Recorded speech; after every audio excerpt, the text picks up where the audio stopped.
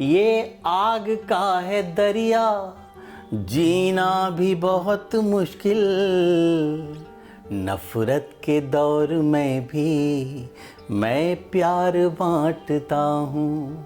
मेरे खून में एक घुट्टी की तरह पिलाई गई थी कविता। हमको ये लगता था कि गाने से कमाई होती है, गाने से इनाम मिलता है। तो शुरुआत की जो प्रार्थना हुआ करती थी स्कूल की, वो मुझसे गवाई जाती थी। फिर हमको लगा जब दादाजी लिख सकते तो हम क्यों नहीं लिख सकते। हमने भी टूटी फूटी कविताएं लिखना शुरू किया। तो 4 लाइन किसी हफ्ते में एक कोने में निकाल देता था बच्चों का कोना करके, और उस एवज में हमसे पूरे हफ्ते काम कराता था वो। कौन सी है वो चीज़ जो यहाँ नहीं मिलती, सब कुछ मिल जाता है लेकिन हाँ माँ नहीं मिलती। की माँ होती है, खुशकिस्मत होते हैं जिनकी माँ नहीं होती, जीवन भर रोते हैं। प्राइमरी स्कूल से जो आपने पढ़ाई की और आज जो मुकाम हासिल किया, ये प्रेरणादायक है। जो हाथ थाम लो वो फिर न छूटने पाए, प्यार की दौलतें कोई न लूटने पाए।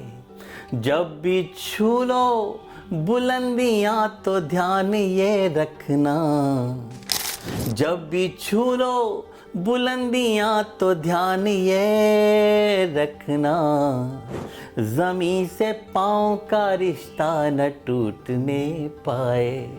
आज पतंग का अस्तित्व तब तक है जब उसकी डोरी उस उड़ाने वाले के हाथ में है। बहुत सही। इसलिए अपनी ज़मीन से कभी रिश्ता मत तोड़िए।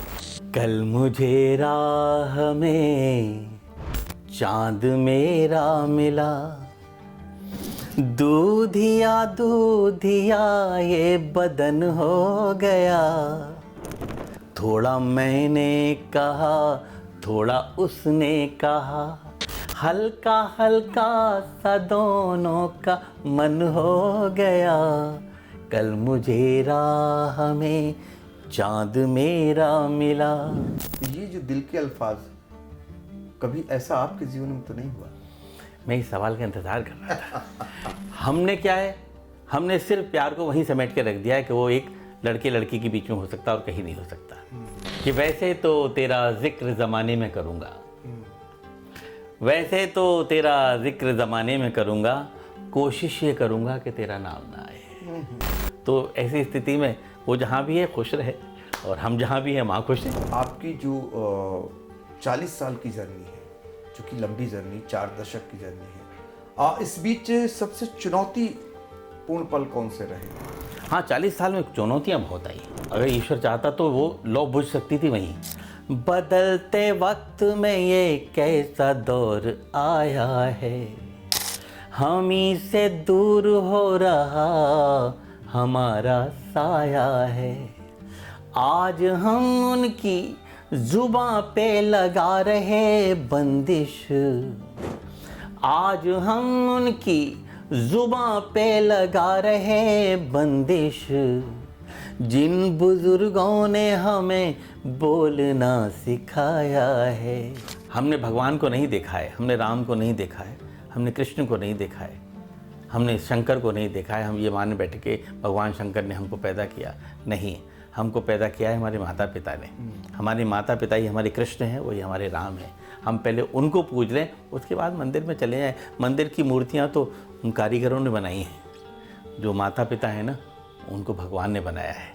गुरूर जिसने अपने जहन में पाला होगा, खुली हों खिड़कियाँ फिर भी न उजाला होगा, और ख़ुद की परछाइयाँ जब कद से बड़ी हो जाएं, खुद की परछाइयाँ जब कद से बड़ी हो जाएं, उसका सूरज समझ लो डूबने वाला होगा। रेत पर नाम लिखने से क्या फ़ायदा, एक आई लहर कुछ बचेगा नहीं।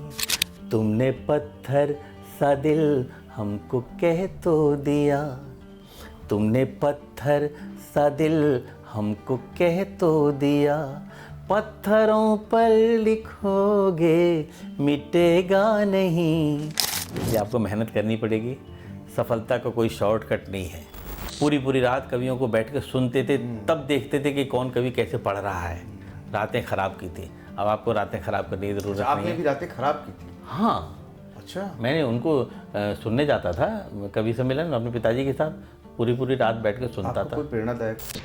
जीवन में आप जिससे मोहब्बत करेंगे, गीता का एक तर्जुमा है इस 2 पंक्तियों में, आप जीवन में सबसे ज़्यादा मोहब्बत करेंगे, चाहे वो आपका बेटा हो, बेटी हो, पत्नी हो, प्रेमिका हो, बहन हो, भाई हो, दोस्त हो, जिससे सबसे ज़्यादा प्यार करेंगे, जीवन में किसी न किसी मोड़ पर आपका दिल तोड़कर, आपकी आंखों में आंसू देकर ज़रूर जाएगा। सच है। कैसा होता दर्द टूटने का, डाली से पूछो, पतझड़ आने की पीड़ा तुम हरियाली से पूछो, एक कली खिलने से पहले कोई तोड़ ले जाए, क्यों गुमसुम सा हो जाता है उस माली से पूछो।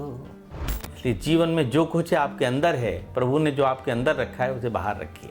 क्यों 2-2 चेहरे लगाओ, क्यों बार बार मुखौटा उतारो, बार बार मुखौटा चढ़ाओ। नमस्कार, स्वागत है आप सभी का आई इंडिया के नए कार्यक्रम में टॉक विद आई में। और आज आई इंडिया के इस खास शो में जिसकी हम शुरुआत करने जा रहे हैं, भारत ही नहीं समूचे विश्व में अपनी पहचान रखने वाले एक ऐसी शख्सियत की, जिनको सुनकर आप सभी ही नहीं, या कहिए कि हम जिस उम्र में हैं, हमारे पिताजी भी सुना करते थे और वो भी गुनगुनाया करते थे और हम भी झूमने पर मजबूर हो जाते थे। ऐसी शख्सियत डॉक्टर विष्णु सक्सेना जी जो हमारे बीच में हैं। सर, आपका स्वागत है। बहुत अच्छा लग रहा है आपसे बातचीत करके इस वक्त, और आपसे नमस्कार करते वक्त। बिल्कुल, तो चलिए दर्शकों के लिए आज शुरुआत हम करें बातचीत की। अगर शुरू से ही कुछ सुना दें, गुनगुना दें। तपती हुई जमीन है, जलधार बांटता हूँ, पतझड़ के रास्तों पर मैं बहार बांटता हूँ। ये आग का है दरिया, जीना भी बहुत मुश्किल, ये आग का है दरिया, जीना भी बहुत मुश्किल, नफ़रत के दौर में भी मैं प्यार बांटता हूँ, नफ़रत के दौर में भी मैं प्यार बांटता हूँ। बिल्कुल, देखिए ये शब्द जो लास्ट के हैं, नफरत के दौर में मैं प्यार बांटता हूँ। सचमुच प्यार की कविताएं शायद ही कोई ऐसा व्यक्ति बचता हो जिसका प्यार ना होता हो किसी न किसी से, किसी न किसी रूप में। उन्हीं गीतों को आप गुनगुनाते हैं, उन्हीं गीतों को आप गाते हैं। तो बचपन से लेकर हम जानना चाहेंगे आपके शुरुआती दौर को, क्योंकि दर्शक बहुत कुछ जानना चाहेंगे। बहुत सारे दर्शक आज आपको देख रहे हैं, बहुत सारे लोग मिलते हैं, कहते हैं सर आपके गीत पहले मैं सुना करता था बहुत सालों पहले। तो ज़रा उनको बताइए बचपन कैसे बीता। बचपन जैसा सबका बीतता है वैसे ही मेरा भी बीता। बस ये है कि मेरे खून में एक घुट्टी की तरह पिलाई गई थी कविता। वो जैसे ही एक उचित वातावरण मिलता है फिर वो पनपने लगती है। वही मेरे साथ हुआ। मेरे दादाजी बहुत अच्छे कवि थे और मेरे पिताजी भी अच्छे कवि थे, लेकिन इन दोनों लोगों ने जो कविताएं लिखी वो अपने स्वांत सुखाए के लिए लिखी। मैंने उन कविताओं को कैश कर लिया। बचपन में ये 3री या 4थी क्लास में जब प्राइमरी स्कूल में पढ़ते, जो सरकारी स्कूल होते थे जी, तो उसमें बाल सभा जो होती थी शुक्रवार के दिन, उसमें हम पार्टिसिपेट करते थे। उस ज़माने में उस वक्त फिल्मी गाना गाते थे। फिल्मी गाना गाया, कोई भी याद करके ले गए, एक शुक्रवार को सुनाना है, सुना दिया। जो प्रधानाचार्य हैं उन्होंने उस समय इनाम में 10 पैसे दे दिए। अच्छा। या 50 पैसे दे दिए। वो 50 पैसे मम्मी को लाके दे दिए, मम्मी कहती ये क्या है, बोलिए हमारा आज का इनाम है, आज की शुक्रवार का। तो इस तरह से वो इनाम हम मम्मी को देते थे, उससे बड़ा प्रोत्साहन मिलता था। इसका हमको ये लगता था कि गाने से कमाई होती है, गाने से इनाम मिलता है। कमाई तो बाद में वो शब्द हुआ, लेकिन ऐसा लगता था इनाम मिलता है जी। फिर छठी क्लास में पहुँचे जूनियर हाई स्कूल में। जूनियर हाई स्कूल में फिर हमको टीचर ने पहचाना कि ये तो इसकी आवाज़ बहुत अच्छी है। तो शुरुआत की जो प्रार्थना हुआ करती थी स्कूल की, वो मुझसे गवाई जाती थी। लीड में करता था, फिर पूरा स्कूल बोलता था। फिर उसी स्कूल में 7वीं क्लास में जब पहुँचे तो जिला स्तरीय प्रतियोगिताएं होती थी, उसमें अंताक्षरी में हम रहने लगे। अंताक्षरी में हमारी पूरी टीम को मैं लीड करता था। फिर वो कविता की प्रतियोगिता होने लगी, उसमें भी हम आने लगे। ये हमीरपुर जनपद? नहीं, सिकंदराबाद, हाथरस जिले में। पहले अलीगढ़ जिले में आता था वो, अच्छा। बाद में हाथरस जिले में हो गया। जी। तो अलीगढ़ जिले में जो अंत्याक्षरी की प्रतियोगिताएं होती थी, हम अलीगढ़ जिले तक जाते थे, वहाँ प्रथम आते थे। तो अब वो पैसे मिलना तो बंद हो गया इनाम में।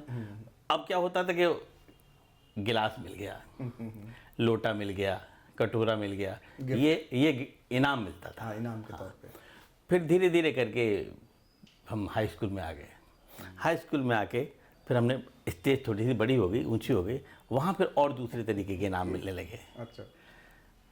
तब तक हमारी अंदर की जो कविता का जो प्रस्फुटन है वो शुरू हो चुका था। दादाजी हमारे कवि थे, तो उनके जो मित्र थे जी। मेरठ जाते थे। मेरठ हमारे चाचा जी थे, डॉक्टर प्रेम प्रकाश जौहरी। वहाँ उनके मित्र थे जो जब यहाँ आ जाते थे हमारे पिताजी के पास, तो चिट्ठियाँ लिखते थे।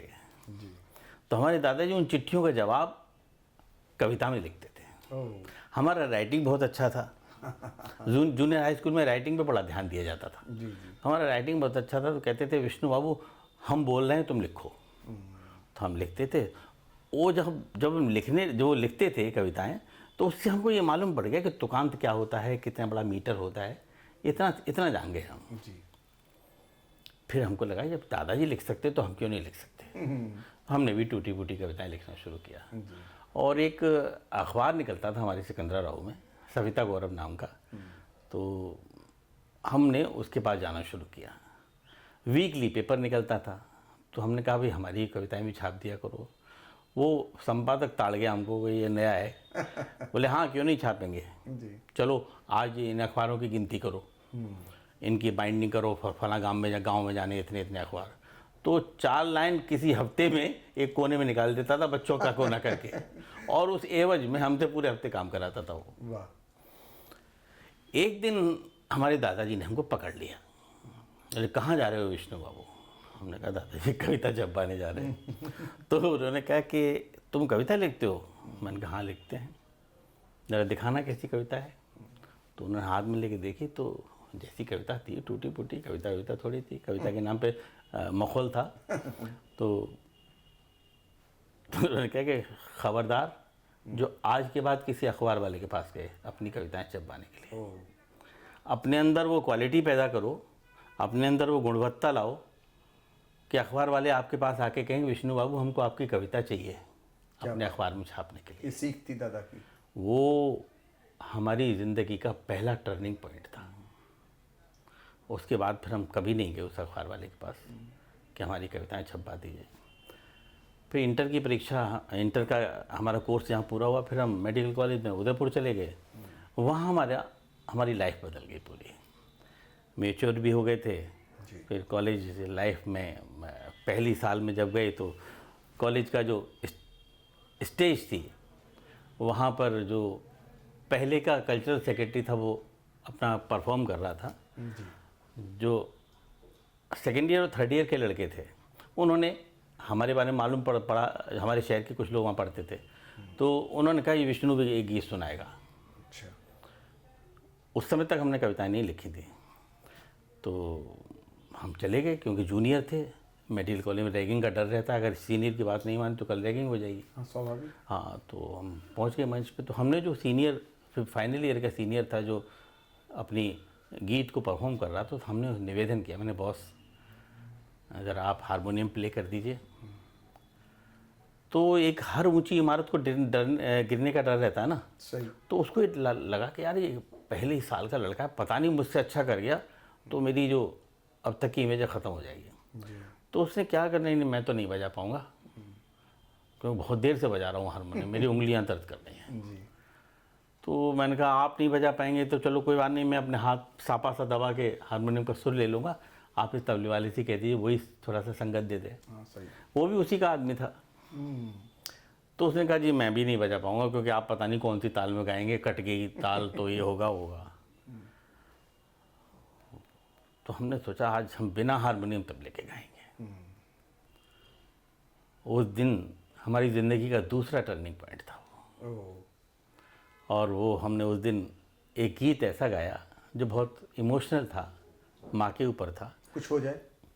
तो वो जब गीत गाए तो पूरा हॉल प्रिंट ऑफ साइलेंट, और दूसरा अंतरा तो होते होते लोगों की आंखों में आंसू थे। और आप आश्चर्य करेंगे, अगले दिन मैं पूरे कॉलेज का हीरो हो गया था। यही दूसरा टर्निंग पॉइंट। ये दूसरा टर्निंग पॉइंट था। क्या हमने उस दिन सोच लिया कि आज के बाद हम साज पे नहीं गाएंगे। तो आज जरा और हम अपने हाथ में कलम रखेंगे, कागज़ रखेंगे। हम किसी भी पैरासाइट नहीं बनेंगे कि कोई हम हारमोनियम तबले का इंतज़ार करें कि वो जब तक नहीं आएगा तब तक हम बैठे रहेंगे। फिर सरस्वती जी विराज। फिर सरस्वती ने हमारे ऊपर कृपा की और हमने उस दिन कविताएँ लिखना शुरू किया और अकेले परफॉर्म करना शुरू कर दिया। तो विष्णु जी हो जाए। वो फिल्मी गीत था उस दिन जो सुना। फिर भी जैसे को तैसा फिल्म का गीत था ये, माँ के ऊपर था, बहुत इमोशनल था। मैं उसका एक अंतरा सुनाता हूँ। जी जी जी। कौन सी है वो चीज़ जो यहाँ नहीं मिलती, सब कुछ मिल जाता है लेकिन हाँ माँ नहीं मिलती, माँ नहीं मिलती। कौन सी है वो चीज़ जो यहाँ नहीं मिलती, सब कुछ मिल जाता है लेकिन हाँ माँ नहीं मिलती, माँ नहीं मिलती।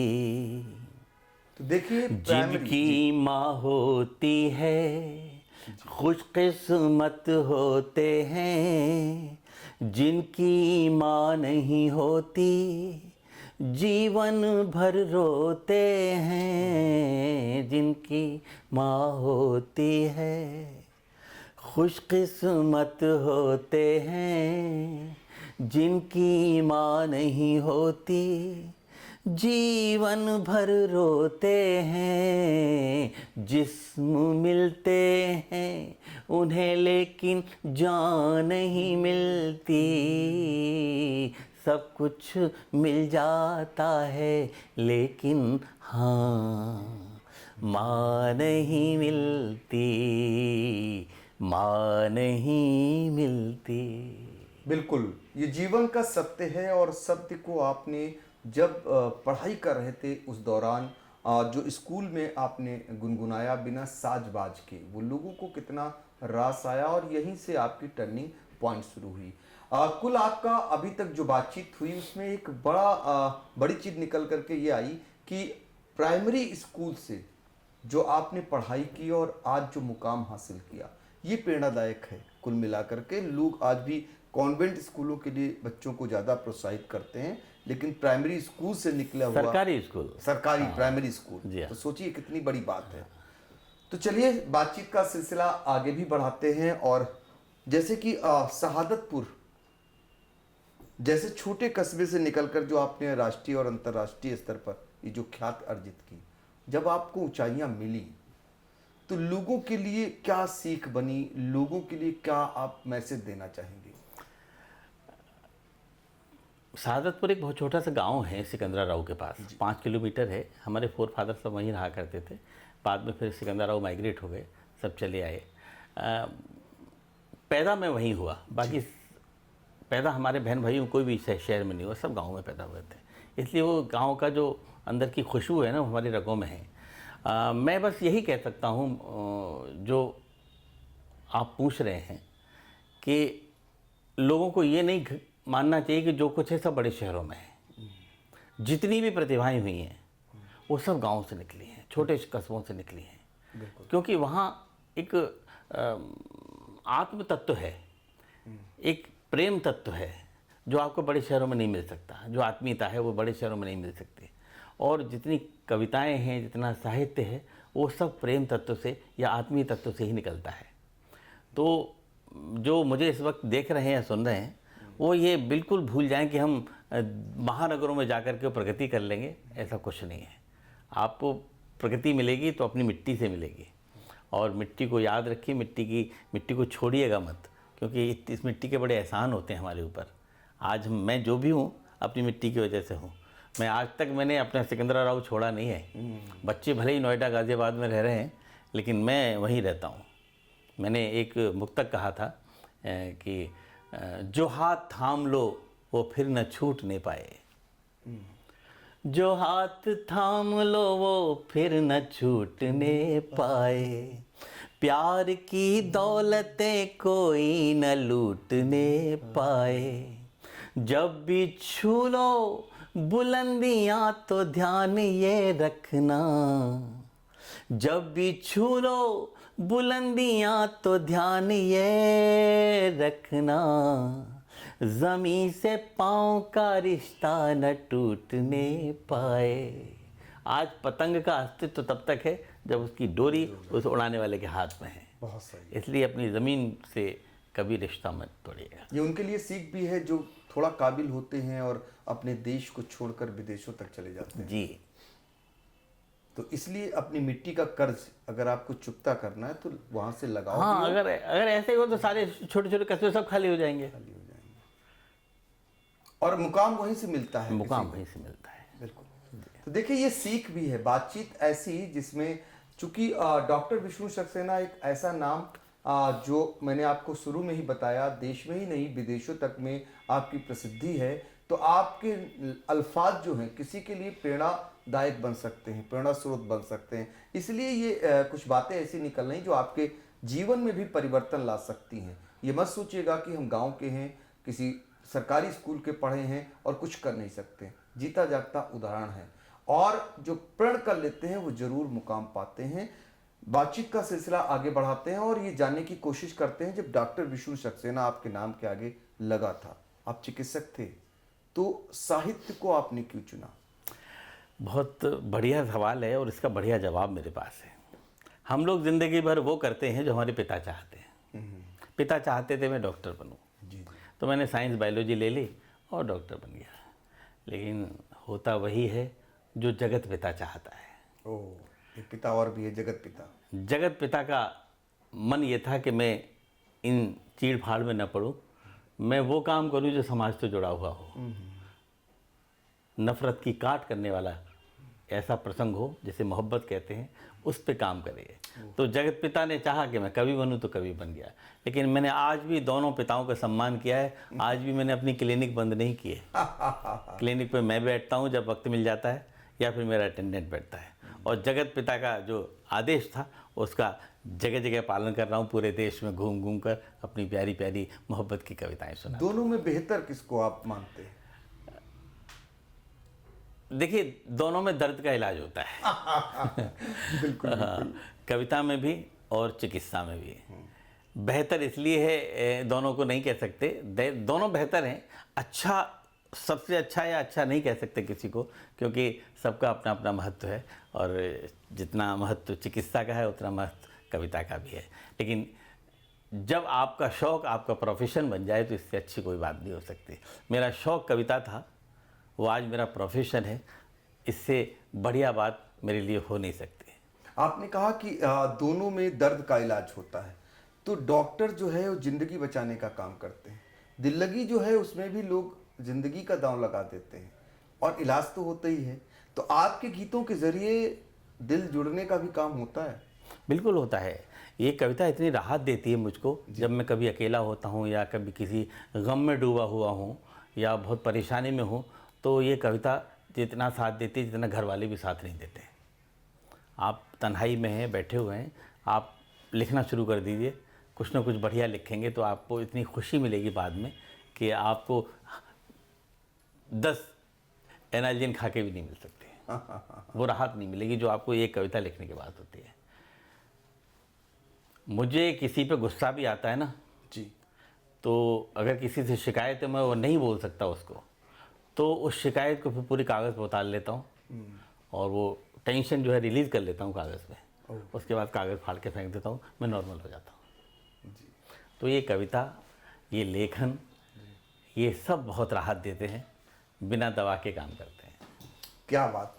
देखिए दोनों चीजों का जिक्र इसलिए करना था जो आपने पहले ही बता दिया कि दर्द का इलाज आप कर रहे हैं, वो कविता के रूप में भी, वो डॉक्टरी के रूप में भी, वो दर्द आपका दूर कर रहे हैं। और सचमुच करोड़ों लोग आपके इसीलिए फैन हैं क्योंकि वो गीत आप सुनाते हैं जो लोग दिल लगी कर बैठते हैं, फिर जब उन्हें दर्द मिलता है तो कैसे सुकून देते हैं, कैसे राहत देते हैं। मैंने बहुत सारे लोगों को देखा है, जब मेरी कविता सुन के, मेरे गीत सुन के उनको ऐसा लगता है अरे ये दर्द तो मेरा है। मेरा है, हाँ जी बिल्कुल।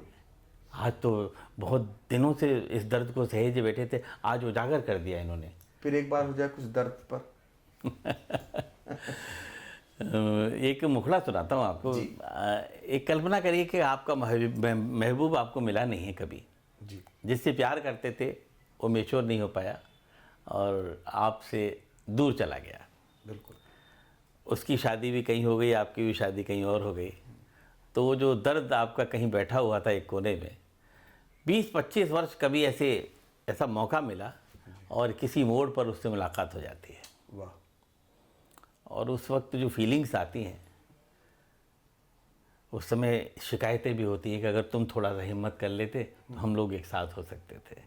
वो कहती है कि नहीं, मैंने तो हिम्मत की थी, तुमने हिम्मत नहीं दिखाई, तुम ज़रा थोड़ी सी बगावत तो करते, मैं तो बिल्कुल तैयार बैठी थी। ये इस तरह की शिकवे शिकायत होते हैं। तो उस स्थिति में मैंने एक गीत लिखा था, मुखड़ा सुनाता हूँ आपको।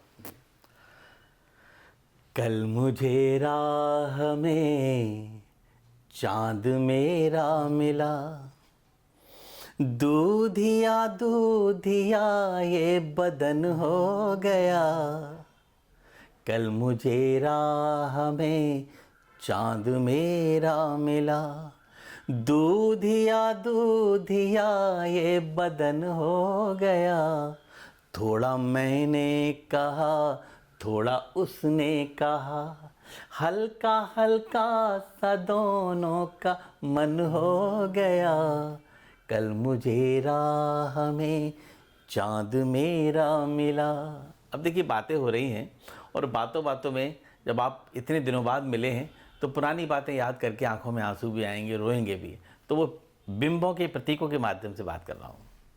फिर अचानक ही ठंडी हवाएं चली, जो कि पानी बरसने का संकेत था।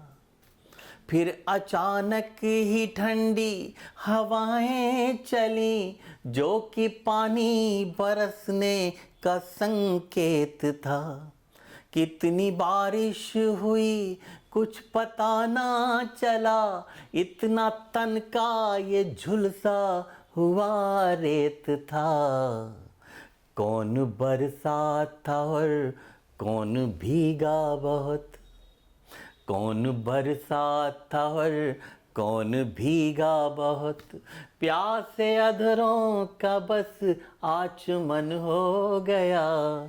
थोड़ा मैंने कहा, थोड़ा उसने कहा, हल्का हल्का सा दोनों का मन हो गया।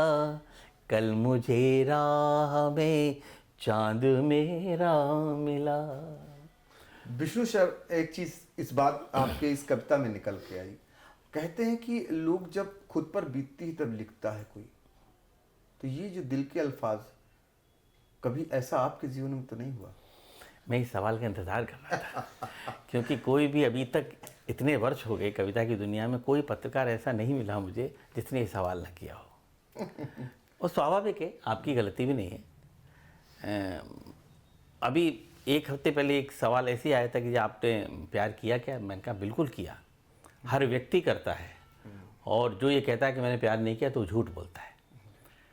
प्यार के रूपांतरण अलग अलग हो सकते हैं। आदमी जब पैदा होता है तब पहला प्यार उसका माँ के साथ होता है। बिल्कुल। उसके साथ बाद जब परिवार बढ़ता है तो उसका बहन भाइयों के प्रति प्यार होता है। उसके बाद जब युवा अवस्था में जाता है तब उसको विपरीत आकर्षण होता है, तब वो लड़के लड़की वाला प्यार होता है। हमने क्या है, हमने सिर्फ प्यार को वहीं समेट के रख दिया है कि वो एक लड़के लड़की के बीच में हो सकता है और कहीं नहीं हो सकता है। देश के प्रति भी प्यार हो सकता है, राष्ट्र के प्रति भी प्रेम हो सकता है। हाँ, अब क्योंकि जिस प्रेम की तरफ आपका इशारा है उस प्रेम की तरफ मैं आप बताता हूँ, 2 लाइन में बात ख़त्म करता हूँ। बिल्कुल। कि वैसे तो तेरा जिक्र ज़माने में करूँगा, वैसे तो तेरा जिक्र ज़माने में करूँगा, कोशिश ये करूँगा कि तेरा नाम ना आए। क्योंकि स्थितियाँ बदल जाती हैं, जब आप पढ़ रहे हैं तो बात अलग है, लेकिन जब आप अलग अलग हो गए हैं फिर नाम लेना ठीक भी नहीं रहता है। क्योंकि क्यों किसी का को डिस्टर्ब करो, क्योंकि ये मीडिया है, मीडिया के माध्यम से कहीं ना कहीं कोई ना कोई क्लिप कहीं ना कहीं पहुँचेगी ज़रूर। हाँ, तो ऐसी स्थिति में वो जहाँ भी है खुश रहे और हम जहाँ भी हैं वहाँ खुश हैं। जवाब मिल गया और आपने बड़े साफगोई से जवाब दिया। और आप देखिए, इसी को कहते हैं मतलब सच्चा प्यार, कि अब उस दौर में नहीं जाना चाहते, वो बातें जिसको लेकर के आपकी बदौलत वहाँ कोई नाम खराब हो, ये भी बहुत बड़ी वो बात होती है। मैं आप आश्चर्य करेंगे, जब मेरी कॉलेज की फेयरवेल हुई थी तब मैंने गीत सुनाया था, फिल्मी गीत था। और उस गीत की जो भावभूमि थी इसी प्रकार की थी। और वो गीत आज तक मुझे याद है। मुझे कोई कहता है कि कोई महफिल में कोई फिल्मी गीत सुना दे तो वही गीत सुनाता हूँ, मुझे दूसरा गीत कोई याद नहीं है।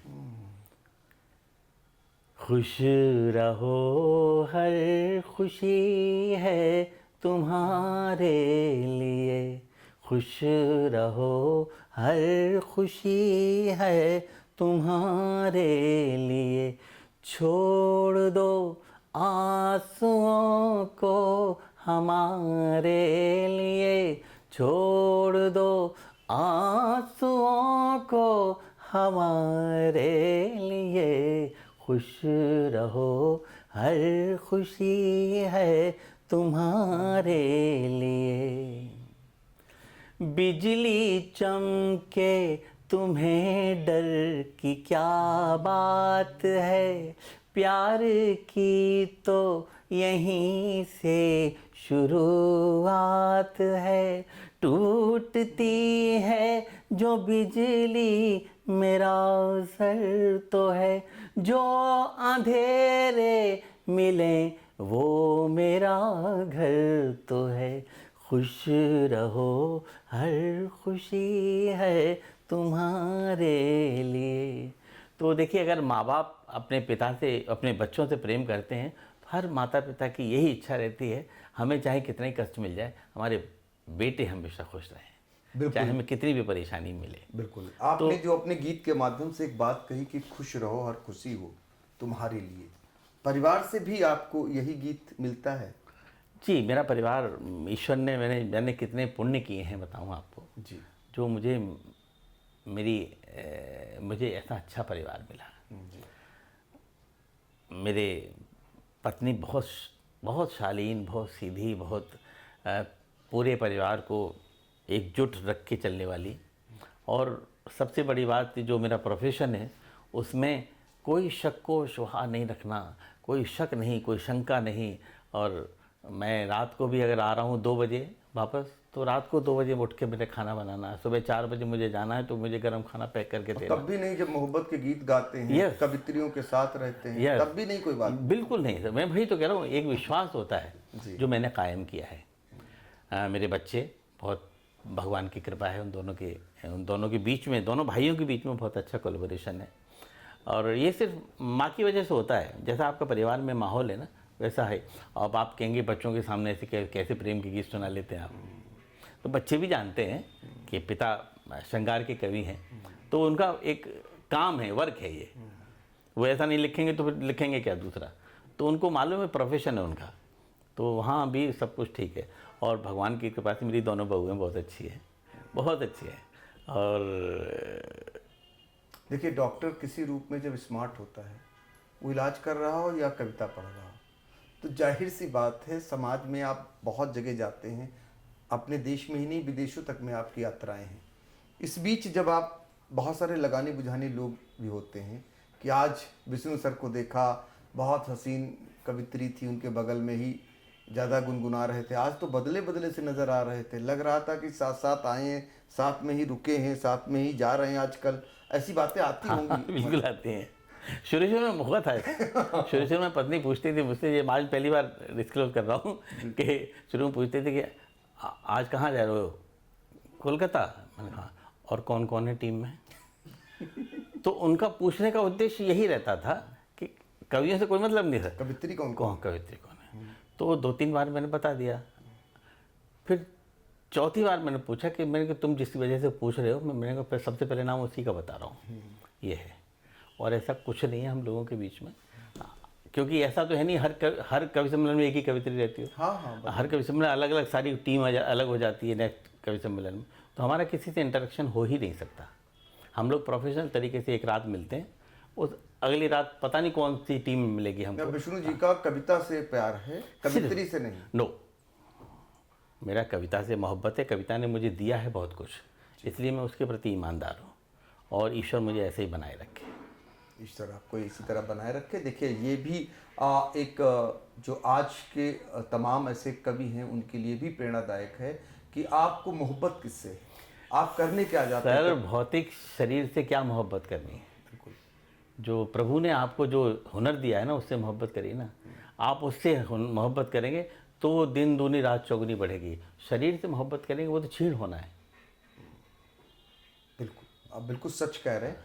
अब लोग जानना चाहेंगे आपकी जो 40 साल की जर्नी है, जो कि लंबी जर्नी, 4 दशक की जर्नी है, इस बीच सबसे चुनौतीपूर्ण पल कौन से रहे, जब आपको लगा हो कि बहुत मेहनत का है ये, या ऐसा लगे कि अब इससे नहीं हो पाएगा, परिवार नहीं पल पाएगा? कभी ऐसी भी नौबत आती होगी, ऐसा आया कभी? नहीं, ऐसा नहीं मौका आया, क्योंकि मैं डॉक्टर था, मेडिकल अफसर था, तो अच्छी खासी पे थी मेरी।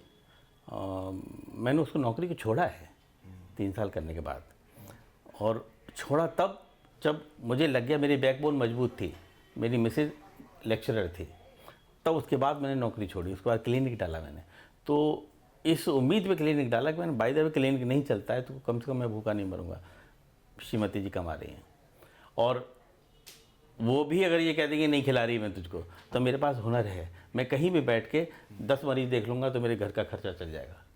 इसलिए वो क्राइसिस तो कभी ज़िंदगी में आया नहीं। और जब आप एक तरफ से निश्चिंत हैं तो आप अपना दूसरा काम बहुत आसानी से और बिना किसी झिझक के कर सकते हैं।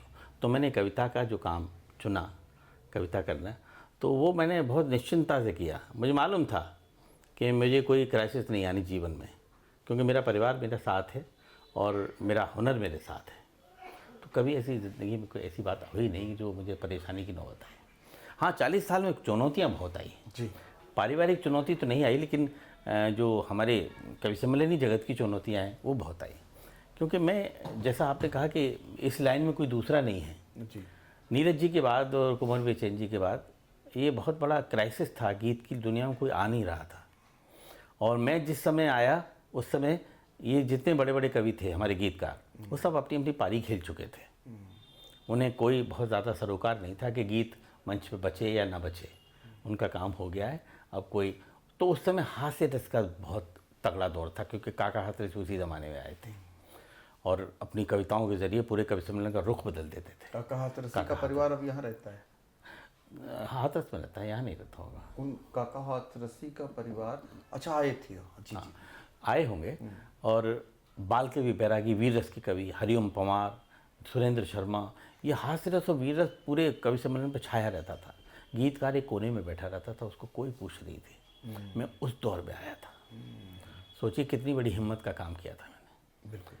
चाहता, अगर ईश्वर चाहता तो वो लौ बुझ सकती थी वहीं। और जब मैं थोड़ा सा, लोगों को लगा कि ये नया फ्लेवर है, नई धुन है, नई कहन है, तो लोगों ने मुझे हाथों हाथ लिया, पलकों पे बिठाया। इसके बाद भी 8-10 साल बाद उनको लगा कि गीत दोबारा फिर खड़ा हो रहा है, तो बहुत सारे कवियों ने डिमोरलाइज भी मुझे किया। उन्होंने कहा कि ये क्यों हाथ में लेकर चल रहा है गीत की पताका को, कुछ नहीं मिलेगा, भूखों मर जाएगा, बच्चे रोटियों के लिए तरसेंगे, छोड़ दे इनको, हास्य रस में उतरा, पैरोडी लिख। तो उस वक्त एक फर्रुखाबाद के कवि हैं जो हमारे बड़े आदर्श हैं, डॉक्टर शिव ओम अंबर, उन्होंने कहा विष्णु लोगों को बोलने दे, जो कुछ बोल रहा है, तू जो कर रहा है वो बहुत पवित्र काम कर रहा है, गीत के प्रति, गीत की ध्वजा को लेकर बढ़ रहा है, क्योंकि इस लाइन में नहीं है लोग, इसलिए लोग तुझे समझेंगे और एक वक्त ऐसा आएगा कि लोग ये मान के दिखा देंगे कि हाँ, ये विष्णु सक्सेना ने बहुत मुश्किल काम शुरू किया था और आज अपनी पहचान बनाए हुए हैं। फिर वही हुआ, मैंने उनकी बात नहीं मानी। तो ये छोटे छोटे क्राइसिस आते हैं आपकी ज़िंदगी, कोई भी सफ़र हो, आपका पत्रकारिता का सफ़र होगा, उसमें भी बहुत सारे बैरियर आएंगे, उन बैरियरों को पार करके आगे बढ़ जाएंगे, आप चमक जाएंगे, नहीं तो रुक जाएंगे वहीं। बिल्कुल। तो देखिए, गीत को आपने नहीं छोड़ा, क्योंकि विष्णु जी के गीत में सबसे बड़ी बात जो निकल के आती है, जो कविताओं में आपके संवेदना और सौंदर्य के साथ सामाजिक सरोकार होते हैं आपके गीतों में। कहाँ से लाते हैं, कैसे पिरोते हैं? कहीं से लाने की ज़रूरत नहीं है, सब आसपास मिल जाता है। आप भी पत्रकार हैं, आप भी देखते होंगे, जो कुछ आपको मैटर लेना है सब हमारे समाज में बिखरा पड़ा है। बिल्कुल। प्रेम तो एक अलग फेनोमेना है, लेकिन बाकी जो सामाजिक सरोकारों की जो कविताएं मैं करता हूँ, पारिवारिक सरोकारों की जो मैं कविताएं करता हूँ, वो सब परिवार में देखने को मिलता है, वो उसको हम कविता में ढाल देते हैं, अपने शब्दों में पिरो देते हैं। और कवि को सामाजिक बातें करनी भी चाहिए जी। समाज में क्या घट रहा है, समाज में क्या बातें घटित हो रही हैं, ये कवि जब तक अपनी बातें नहीं कहेगा कविता में, तो फिर उसका कवि होने का धर्म नहीं निभा पाएगा, ईमानदार होना पड़ेगा। सर कुछ हो जाए बहुत देर से। मैंने परिवार के ऊपर बहुत सारी चीज़ें लिखी हैं, बहुत सारी कविताएं लिखी हैं जी। ये परिवार जो होता है हमारे समाज की एक इकाई होता है। बिल्कुल। अगर हमने अपने परिवार को ठीक कर लिया तो हम अपने समाज को भी ठीक कर लेंगे, देश को भी ठीक कर लेंगे। तो जो हमारी इस समय डिवोशन का युग है, डिटोरिएशन का युग है, पतन के युग की तरफ चल रहे हैं हम, चाहे वो पारिवारिक पतन हो या सामाजिक पतन हो। तो पारिवारिक पतन को मैंने ठीक करने की कोशिश की है। मैं ये नहीं कह रहा मैंने बिल्कुल ठीक कर दूंगा, लेकिन अगर एक चिंगारी से कहीं आग लग जाती है तो बहुत अच्छी बड़ी बात है। हम तो वरदान को ही शाप समझ बैठे हैं, सामने पुण्य है और पाप समझ बैठे हैं। पहले माँ बाप को दौलत ही समझते थे हम, आज दौलत को ही माँ बाप समझ बैठे हैं। जो बच्चे अपने थोड़े से लायक क्या होते हैं, अपने माँ बापों को नालायक समझ बैठते हैं। उन बच्चों के लिए मैंने कहा है कि थोड़ा सा पैसा आ गया तो आप उन माता पिता को समझ ही नहीं रहे कुछ। ये पता नहीं कि आपके माता पिता ने उस कम कमाई में आपका कैरियर बनाया है। जी। कुछ ऐसे बच्चे होते हैं अपने माँ बाप को समाज में कौन बैठा है, घर में कौन बैठा है ये नहीं देखते और डांटना शुरू कर देते हैं। बदलते वक्त में ये कैसा दौर आया है, हम ही से दूर हो रहा हमारा साया है। आज हम उनकी जुबां पे लगा रहे बंदिश, आज हम उनकी जुबां पे लगा रहे बंदिश, जिन बुजुर्गों ने हमें बोलना सिखाया है। तो जो बच्चे, नौजवान बच्चे जो मुझे देख रहे हैं, उनसे यही कहना चाहूँगा कि अगर उन्होंने आपको पैदा किया है तो उनका एहसान मानिए। अगर वो ना होते तो आप इतने खूबसूरत इस दुनिया को देख ना पाते। इतनी सुंदर रंगीनियाँ जो संसार की हैं वो नहीं देख पाते। तो हमने भगवान को नहीं देखा है, हमने राम को नहीं देखा है, हमने कृष्ण को नहीं देखा है, हमने शंकर को नहीं देखा है। हम ये मान बैठ के भगवान शंकर ने हमको पैदा किया, नहीं, हमको पैदा किया है हमारे माता पिता ने। हमारे माता पिता ही हमारे कृष्ण हैं, वही हमारे राम हैं। हम पहले उनको पूज लें, उसके बाद मंदिर में चले जाएं। मंदिर की मूर्तियाँ तो उन कारीगरों ने बनाई हैं, जो माता पिता हैं ना, उनको भगवान ने बनाया है। भगवान की बनाई हुई मूर्तियों की पूजा छोड़ करके हम बाहर 4 धाम की यात्रा करें, वो बेकार है आपके लिए। माता पिता का सम्मान करिए, उनको इज्जत दीजिए, तो आपका जन्म सार्थक हो जाए। यही जीवन का सत्य है। ये जीवन का सत्य। बिल्कुल, ये जीवन का सत्य है। एक दर्शक ने एक सवाल आपसे किया है सवाल उनका यह है कि आपके जो काव्य संग्रह मधुबन मिले न मिले, आस्था का शिखर, खुशबू लुटाता हूँ मैं आज में से, आपका व्यक्तिगत रूप से प्रिय संग्रह कौन है और क्यों? मेरे गीतों के संग्रह ये जो आपने नाम लिए वो तो देखिए शबरी के जितने बेर हैं वो सब उसको मीठे लग रहे हैं लगते भी हों, लगने भी चाहिए। लेकिन इन दिनों जो सबसे अच्छा काम प्रभु ने मुझसे कराया है वो ये है कि मैंने श्रीमद् भगवद गीता का अनुवाद किया है। और पूरा का पूरी गीता जो है उसको बहुत आसान लफ्ज़ों में, मुक्तकों में ढाला है मैंने। ये सबसे अच्छी और इस समय सबसे प्रिय लगती है मुझे। और हर संडे को मैं अपने फेसबुक अकाउंट से और इंस्टाग्राम अकाउंट से उनको पोस्ट भी करता हूँ। एक मुक्तक, 2 श्लोकों का एक मुक्तक है और पूरी गीता को मैंने बहुत सरल, जो बच्चे ये नहीं जानते कि गीता है क्या, जो गीता को पढ़ने से हिचकेंगे, डरेंगे, उन बच्चों के लिए बहुत आसान कर दिया मैंने गीता। तो ये काम प्रभु ने मुझसे कराया है। इस समय मुझे सबसे अच्छा वही लग रहा है और जीवन का सत्य है वहाँ पर। सारे सवालों के जवाब हैं वहाँ पर और इससे अच्छा कुछ नहीं है। इससे अच्छा कुछ नहीं। कविताओं की बात करें तो बहुत सारे लोग जानना चाह रहे होंगे कि कितनी अब तक कविताएं आपने लिखी? मैंने कुछ नहीं लिखा है, सब लिखवाया है मुझसे भगवान ने। ये मेरे 5 संकलन मेरे गीतों के और गज़लों के आ चुके हैं।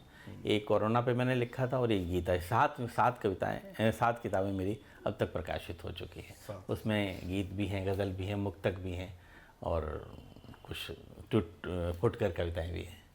अच्छा, जर्नी में अगर बात करें आपकी, अब तक देश के कोने कोने में तो गई हैं, कितने देशों में आपने काव्य पाठ किया है? मैंने कम से कम 10-12 देशों में कविता पाठ किया और 16 विदेश यात्राएं हो चुकी है मेरी अब तक। और विदेशों के अनुभव अलग होते हैं और वहाँ कविता के बड़े प्यासे लोग बैठे रहते हैं। हमारे यहाँ तो कविता और कवि सम्मेलन यूज्ड टू हो गए हैं, लेकिन वहाँ एक बहुत प्यास है। और जब हम लोग कविताएँ सुनाने जाते हैं तो बहुत मनोयोग से सुनते हैं, बहुत इज़्ज़त देते हैं और बहुत सम्मान करते हैं हम सारे कवियों और शायरों का। तो वहाँ सुनाने में बहुत मज़ा आता है। चार्ज भी बढ़ जाता होगा?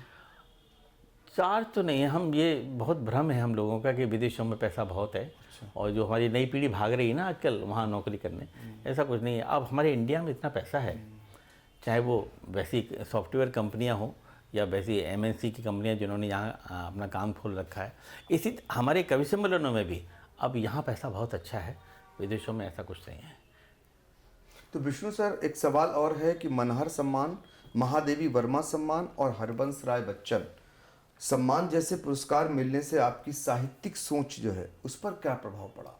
ये सम्मान किसी सोच पर प्रभाव नहीं डालते, बस जिम्मेदारी बढ़ाते हैं आपकी। जैसे अभी मुझे गर्व भी महसूस कराते? हाँ, गर्व महसूस कराते हैं और जिम्मेदारियाँ बढ़ाते हैं। गर्व महसूस नहीं करना चाहिए सॉरी, जब गर्व महसूस करेंगे तो फिर आपके दिमाग खराब हो जाएगा। गुरूर जिसने अपने जहन में पाला होगा, गुरूर जिसने अपने जहन में पाला होगा, खुली हों खिड़कियाँ फिर भी न उजाला होगा। और ख़ुद की परछाइयाँ जब कद से बड़ी हो जाएं, खुद की परछाइयाँ जब कद से बड़ी हो जाएं, उसका सूरज समझ लो डूबने वाला होगा।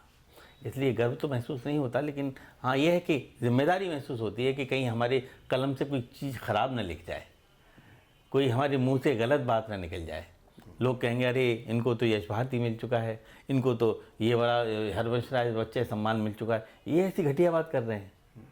तो बस इतना ध्यान रखना पड़ता है, ये जिम्मेदारी बढ़ जाती है कि आप अपने कलम से कोई गलत बात ना करें, समाज के हित में बात करें और अच्छी बात करें। अच्छी बात करें।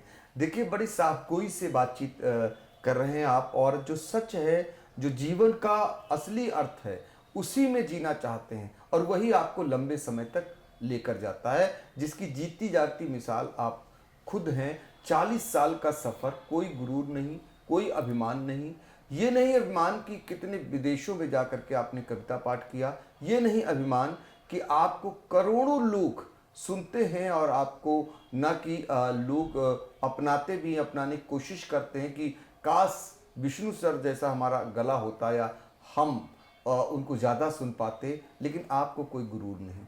ये उनके लिए सीख है। हम इसलिए साथ साथ आपको बताते चल रहे हैं, चूँकि एक ऐसी शख्सियत जिससे आप सीख कर आप आने वाला समय जो है, आने वाले तमाम ऐसे जो कवि हैं या कवित्री हैं उनके लिए भी प्रेरणादायक हैं। तो चलिए सर, हम जानना चाहेंगे आपकी ओमान, इजराइल, अमेरिका, दुबई और इंग्लैंड जैसे देशों की यात्राओं ने आपके लेखन को किस प्रकार प्रभावित किया? वहाँ के लेखन से कोई ज़्यादा प्रभाव नहीं पड़ा, क्योंकि जो हम यहाँ पढ़ते हैं वही वहाँ पढ़ते हैं। लेकिन हाँ, ये हो जाता है कि हाँ, वहाँ के लोगों को हमने सुनाया। मैं आपको बता दूँ चलते चलते कि जब 1994 में पहली बार कविता पाठ करने गया था, तो वहाँ यूथ कवि सम्मेलन सुनने नहीं आते थे। अच्छा। यंग नहीं आते, पुराने लोग आते थे, क्योंकि एक अलग आइडेंटिटी थी कवि की। एक झोला पड़ा होगा, धोती पहना होगा, कुर्ता पहना होगा, ऐसे कवि आकर वो बड़ी कठिन शब्दावली में कविताएं करेंगे। तो इस चक्कर में वो गीत नहीं आते थे, यूथ नहीं आता था। जब हम पहुँचे पहली बार, अशोक चक्रवर्ती जी के साथ गए थे, तब उन्होंने सोचा अरे यह गीत तो कितना आसान होता है। उस समय कैसेट चला करती थी, तो हम कैसेट ले जाके गए, वहाँ पे कैसेटें बेची। तो जो सुनने आए थे उन्होंने कैसेट ले जाके अपने घरों में सुनाई अपने बच्चों को। जब बच्चों ने वो कैसेट सुनी तब उनको लगा अरे ये गीत इतना आसान होता है, कितना मधुर होता है, मीठा लगता है कानों को सुनने में। तो फिर जब 3 साल बाद फिर दोबारा गया मैं, उस वक्त यंगस्टर की संख्या बहुत ज़्यादा थी कवि सम्मेलनों में, तो खूब यूथ आए सुनने। तो ये अंतर हुआ हमारी कविता का। कविता जितनी आसान होगी वो उतनी ही पॉपुलर होगी। ये बात हमने नीरज जी से सीखी। नीरज जी कहते थे कि आसान लिखना बड़ा मुश्किल होता है, मुश्किल लिखना बड़ा आसान होता है। अगर आप जितने सरल बन जाएंगे, आम जीवन में भी हम जितने रिजर्व बन जाएंगे, लोग हमसे दूर होते चले जाएंगे। जितने आसान होंगे, लोग आपके पास आएंगे, आपके हालचाल पूछेंगे, आप उनके हालचाल पूछेंगे। तो सामाजिक होना बहुत ज़रूरी है, और सामाजिक वही व्यक्ति हो सकता है जो बहुत सरल होगा। एक दर्शक ने कहा था, उन्हें जब पता चला आप आ रहे हैं, हमने पहले से ही सूचित कर दिया था कुछ लोगों को, तो उन्होंने ये कहा था कि एक गीत जरूर सुनिएगा जो आपका बहुत पॉपुलर है, रेत पर लिखने से क्या फायदा। हाँ, वो गीत मेरा बहुत पॉपुलर है और लोगों ने बहुत पसंद भी किया है। मैं बहुत वर्षों तक यही समझता रहा था कि ये गीत मैंने लिखा है, लेकिन इस उम्र पर आकर के, उम्र के इस पड़ाव पे आकर के अब लगने लगा कि ये हमने नहीं लिखा है। अगर इतना हमने लिखा होता तो इतना पॉपुलर नहीं होता। ये भगवान ने लिखाया है। तो वो गीत आपको सुनाता हूँ क्योंकि आपने कहा है और जिस श्रोता ने कहा है उसको सौंपता हूँ। जी जी।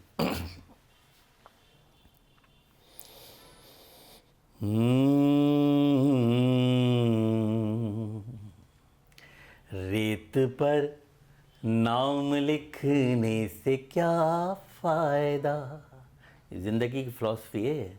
बिल्कुल।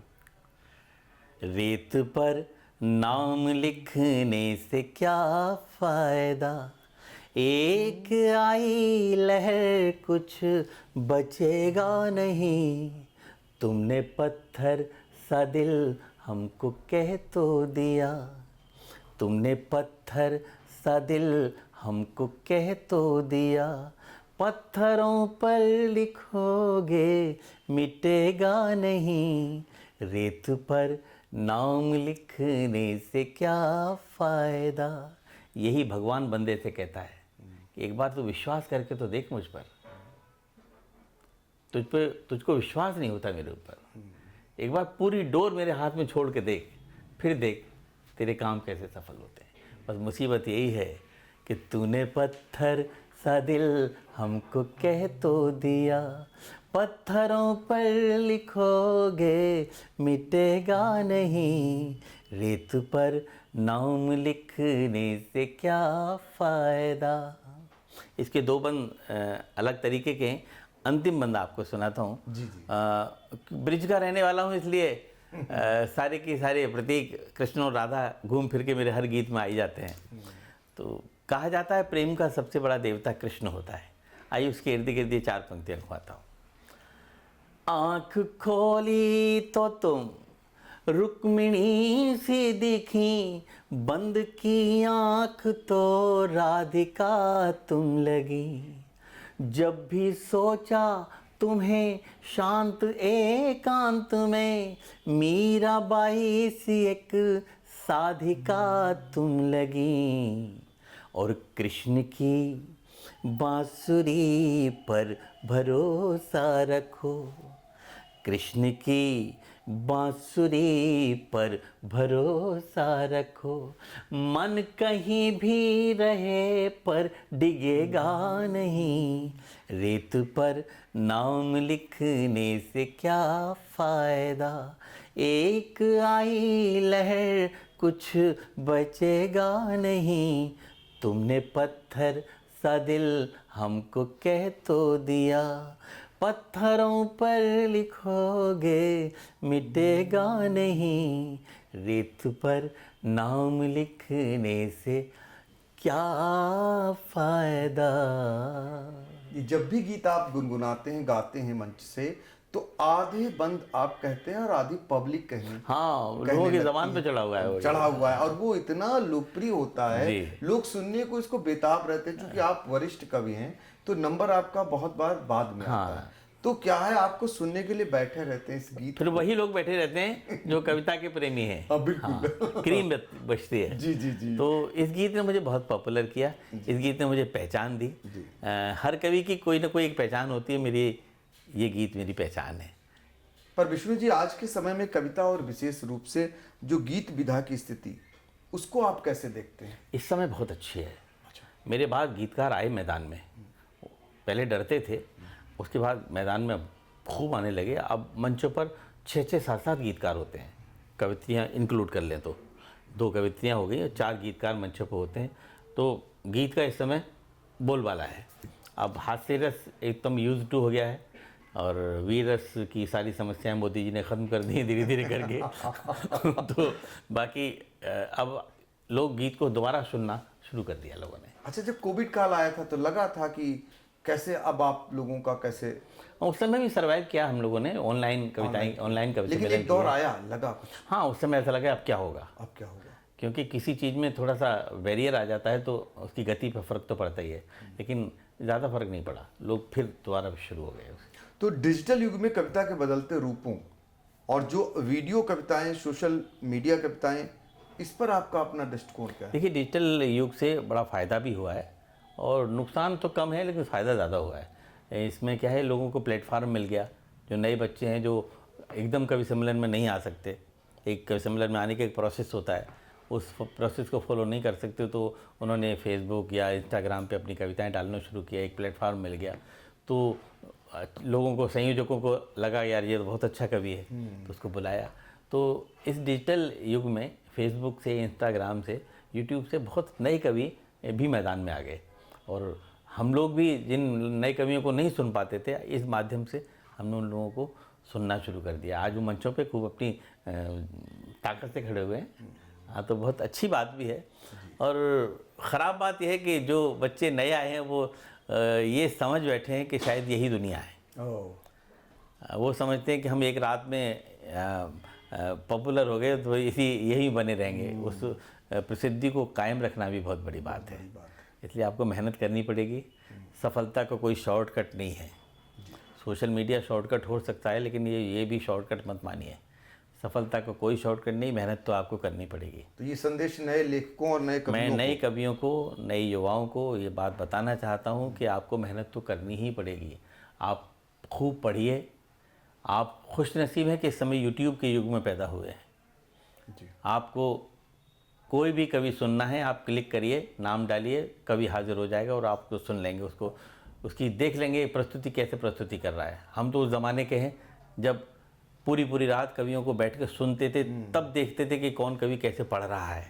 रातें ख़राब की थी। अब आपको रातें ख़राब करने की ज़रूरत नहीं है। आपने भी रातें खराब की थी? हाँ, अच्छा। मैंने उनको सुनने जाता था कवि सम्मेलन अपने पिताजी के साथ, पूरी रात बैठ कर सुनता था। कोई प्रेरणादायक होगा? हाँ, नीरज जी मेरे प्रेरणा थे। अच्छा। उनको खूब मैंने सुना। रंग जी मेरे प्रेरणा थे, उनको सुना मैंने। सोम जी को सुना। तो इन लोगों को सुन के कोई ना कोई इंस्पिरेशन तो होती है आपकी। तो आप यूट्यूब के युग में पैदा हुए हैं, आप यहाँ से लोगों की परफॉर्मेंस देखिए और अच्छी कविताएँ पढ़िए, कवि गीतकारों की, शायरों की, उससे लिखना सीखिए। तो आपके अंदर एक कॉन्फिडेंस आएगा और जो आपको इस समय प्लेटफार्म मिला है, उस प्लेटफार्म पे आप मजबूती से खड़े भी रहेंगे। देखिए, मेरा बस यही आपसे कहना है कि मेहनत से जी मत चुराइए। मेहनत तो आपको करनी ही पड़ेगी। अभी नहीं करेंगे तो बाद में करनी पड़ेगी। बिल्कुल। तो देखिए, बिल्कुल सच कहा आपने और यही सत्य है। आपको एक मुकाम मिलता है तो आप सोचते हैं कि यहीं से कटेगी, नहीं, आपको चुनौती है इस बात की कि जब आप आगे बढ़ेंगे तो इसके लिए आपको संघर्ष करना पड़ेगा। एक स्लोगन इसमें है कि मैं पढ़ता था जब, तो उसमें एक लिखा हुआ था, प्रगति तभी प्रगति है जब निरंतर होती रहे। तो वो बहुत मैंने भी आत्मसात किया था इस बात को, ये बिल्कुल कट सकते हैं। अब लोग जानना चाहेंगे कि आपकी जो नई पुस्तक है, बुलंदी पे पहुंचना कोई कमाल नहीं। हाँ बिल्कुल, बुलंदी पे बुलंदी पे ठहरना कमाल होता है। बिल्कुल बिल्कुल। नई पुस्तक के बारे में, नई पुस्तक अभी मेरी एक गीत की पुस्तक चल रही है अभी फिलहाल। अभी तो लेटेस्ट में जो गीता आई है इसी में मेरा बहुत समय लग गया। तो निरंतर लेखन तो चलता है देखिए। और उसको लोगों को, चूंकि आपने कहा है कि बहुत ही ऐसे शब्दों का प्रयोग किया, बहुत आसान गीता हो गई है। जी। और प्रभात प्रकाशन ने छापी है उसको। बस कोई ऐसा योग मिल जाए कि अच्छे हाथों से उसका विमोचन हो जाए। अच्छा, उसी का इंतजार है। हाँ, उसका इंतजार देख रहा हूँ। कोई अच्छा ऐसा सोर्स मिल जाए मुझको जो अच्छे हाथों से उसका विमोचन हो जाए। तो सर, मैं जानना चाह रहा था कि आपका अपना पसंदीदा गीत, जैसे आपके गीतों को तो बहुत लोग पसंद करते हैं अलग अलग तरीके से, आपको अपना कौन सा अच्छा गीत लगता है? जो मुझे इन दिनों अच्छा लग रहा है वो एक गीत है और जीवन का सत्य भी है। क्योंकि एक समय आते आते आपको जीवन की सच्चाइयाँ मालूम पड़ती हैं और वो आपकी कविताओं में उतरती हैं। दिल की ज़मीं पर जब फसल यादों की बोगे, जिससे जितना प्यार करोगे उतना रोगे। दिल की ज़मीं से जब फसल यादों की बोगे, कैसा होता दर्द टूटने का डाली से पूछो। जीवन में आप जिससे मोहब्बत करेंगे, गीता का एक तर्जुमा है इस 2 पंक्तियों में। आप जीवन में सबसे ज़्यादा मोहब्बत करेंगे, चाहे वो आपका बेटा हो, बेटी हो, पत्नी हो, प्रेमिका हो, बहन हो, भाई हो, दोस्त हो, जिससे सबसे ज़्यादा प्यार करेंगे, जीवन में किसी न किसी मोड़ पर आपका दिल तोड़कर, आपकी आंखों में आंसू देकर ज़रूर जाएगा। सच है। कैसा होता दर्द टूटने का डाली से पूछो, पतझड़ आने की पीड़ा तुम हरियाली से पूछो। एक कली खिलने से पहले कोई तोड़ ले जाए, क्यों गुमसुम सा हो जाता है उस माली से पूछो। पा जाओगे सब कुछ खुद को जितना खोगे। हम एक दिन में ही सब कुछ नहीं हो जाते। आप कब से मुझे शूट वो कर रहे हैं, रिकॉर्ड कर रहे हैं जी।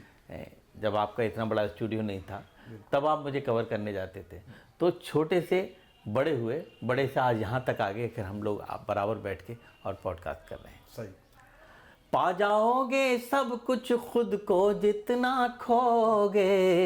दिल की ज़मीं पर जब फसल यादों की बोगे, जिससे जितना प्यार करोगे उतना रोगे।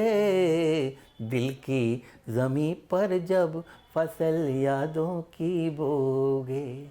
अतीत से सीखना चाहिए, अतीत से समझना चाहिए, यही हमारी यात्रा होनी चाहिए। आज ये दोनों कैमरामैन मुझे रिकॉर्ड कर रहे हैं। ईश्वर करे आप मेहनत करेंगे आप ईमानदारी से, तो हो सकता है आपकी ये मेहनत कभी फिल्म लाइन में भी ज़रूरत पड़ जाए, तो आप और तरक्की करेंगे तो फिल्म लाइन में भी एक बड़े कैमरामैन के रूप में आपकी पहचान बनेगी। तो धीरे धीरे करके होता है सब कुछ, प्रोसेस से चलेंगे तो आप निश्चित तरक्की करेंगे। ये प्रोसेस से आए हैं, मैं भी प्रोसेस से आया हूँ। तो आज आप मुझे बहुत इज्जत से देख रहे हैं, इज्जत दे रहे हैं मुझे इतना अपने पास बिठा करके। तो इज्जत तभी मिलेगी आपको जब आप अपने बड़ों का सम्मान करेंगे, अपने बड़ों का आदर करेंगे, प्रोसेस से चलेंगे, कहीं कोई ईमानदारी दिल के अंदर रखेंगे, तो आपको आपका ईश्वर आपका हमेशा आपके साथ रहेगा। जहाँ आपके अंदर बेईमानी आई, जहाँ आपके अंदर झूठ आया, किसी को धोखा देने की नीयत आपकी आई, फिर आपका ईश्वर आपका साथ नहीं देगा। इसलिए जीवन में जो कुछ आपके अंदर है, प्रभु ने जो आपके अंदर रखा है उसे बाहर रखिए। क्यों दो दो चेहरे लगाओ, क्यों बार बार मुखौटा उतारो, बार बार मुखौटा चढ़ाओ। हम जानते हैं ये जीवन बड़ा कठिन है। इस युग में लोग कहते हैं कि जब तक आप झूठ नहीं बोलेंगे, लोग जब तक आप बदमाशियाँ नहीं करेंगे तब तक लोग आपको जीने नहीं देंगे। ऐसा कुछ नहीं है। अगर ऐसा हो तो सारे के सारे लोग अपराधी हो जाएं। इसलिए आप अपने व्यक्तित्व को, खुद को अच्छा बनाए रखिएगा और आगे बढ़ते रहिए। मेरी आप सबसे यही कामना है, यही अपील है और यही संदेश है। देखिए, डॉक्टर विष्णु सक्सेना का ये सत्य वचन, इसको आत्मसात कर लीजिए तो कभी जीवन में फेल नहीं होंगे और तरक्कियां आप चूमते जाएंगे। क्योंकि आपने आत्मसात किया है, इसी मूल मंत्र के सहारे आप आज इतनी ऊंचाइयों तक पहुंचे हैं जो शायद बताने की जरूरत नहीं है। विष्णु सक्सेना जी जैसा नाम आप देख ही रहे हैं और मुझे भी आपको पाने में, आप अपने पास बुलाने में कितने बरस लगे शायद आपको नहीं पता होगा। सीतापुर में ही आप होली परिक्रमा मेला जो कि मिश्रिक में आयोजित होता था, वहाँ मैं 1.5 दशक 2 दशक पहले आपको कवर करने जाता था और ये सोचता था कि कब आपसे बातचीत होगी, कब हम भी ऐसे बातचीत करेंगे। और आज देखिए साक्षात हम आपको, आपके साथ बैठे हुए बहुत सारी बातें आपसे की, बहुत सारे आपके ऐसे टिप्स लिए जो आपके जीवन में सचमुच में बदलाव ला सकते हैं, आपको तरक्कियों तक पहुंचा सकते हैं। तो ये बहुत महत्वपूर्ण ये पूरा वीडियो है, इसे अंत तक ज़रूर देखें। और हाँ, इसमें से आप कुछ टिप्स ऐसे हैं जो आपके जीवन में, यानी आपके परिवार के साथ जो कुछ होता है वो आपने बहुत बड़ी सीख दी है और उसी समय आपको अपने आप को संयमित रखना है, परिवार की अपेक्षाओं पर खरा उतरना है।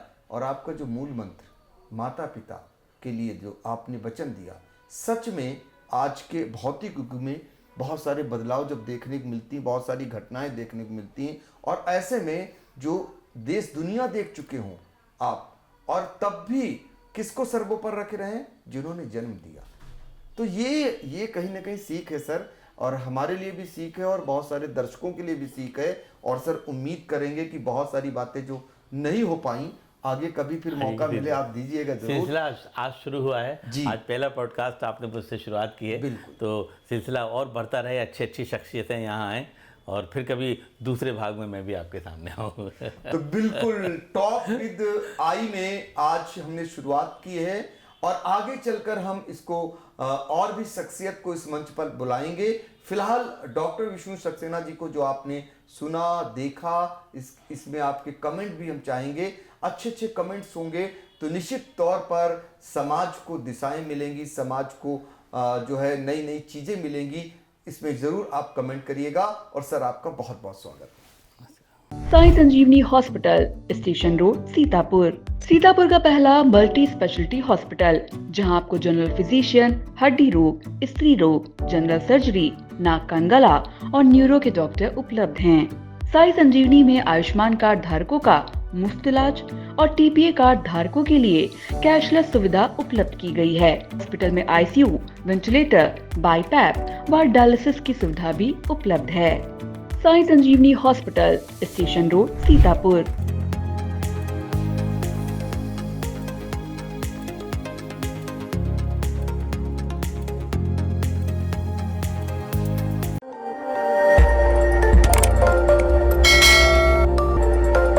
खबर आपकी, नजर हमारी। देखते रहिए आई इंडिया।